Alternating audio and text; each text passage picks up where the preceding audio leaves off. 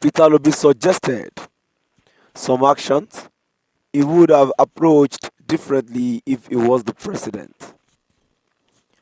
To my dear listeners, before I go into details compliment of the season, can you please ensure you like, subscribe to this channel and share. Now the details.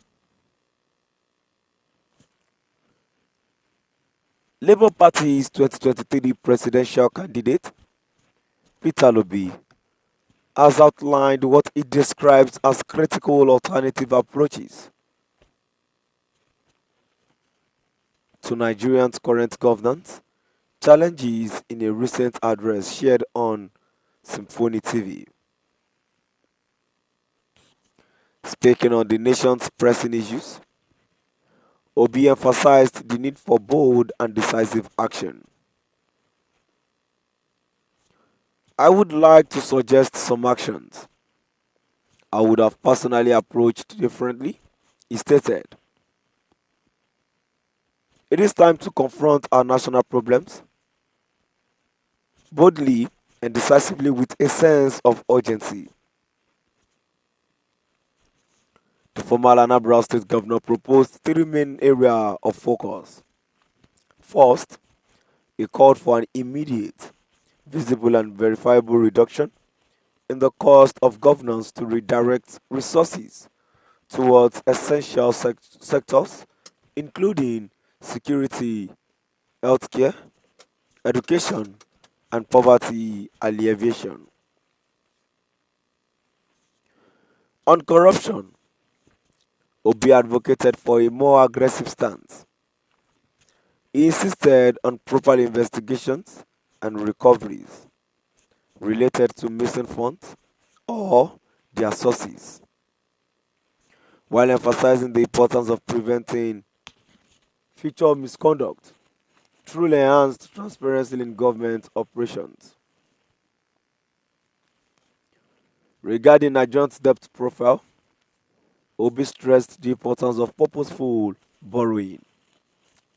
All borrowings are tied to regenerative investment and visible productive assets that will benefit the nation, he stated, warning against the current practice of accumulating massive debt with no tangible returns, which places undue strain on future development revenues.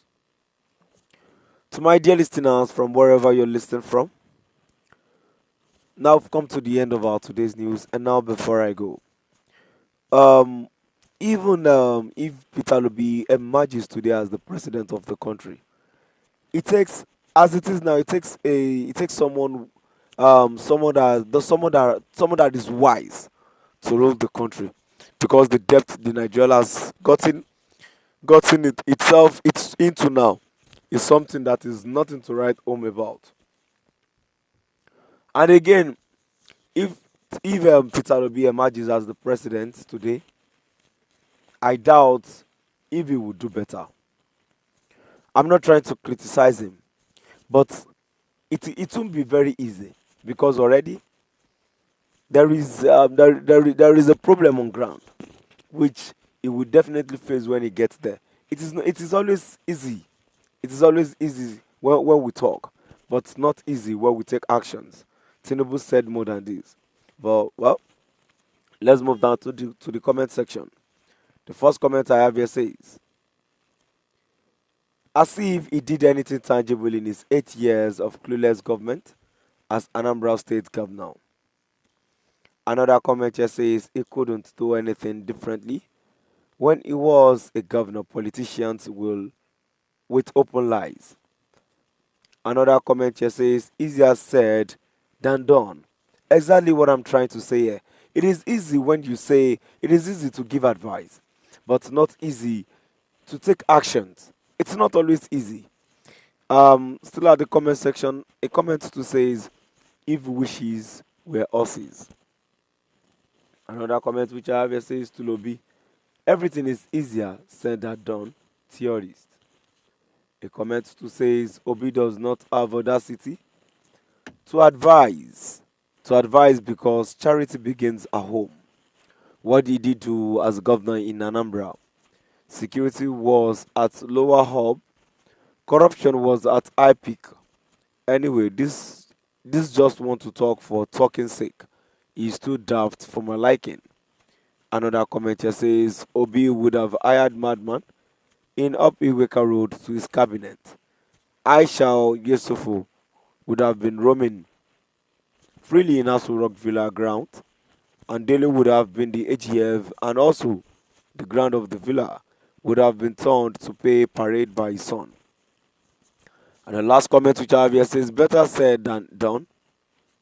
Obi hasn't got the capacity to do what he's postulating.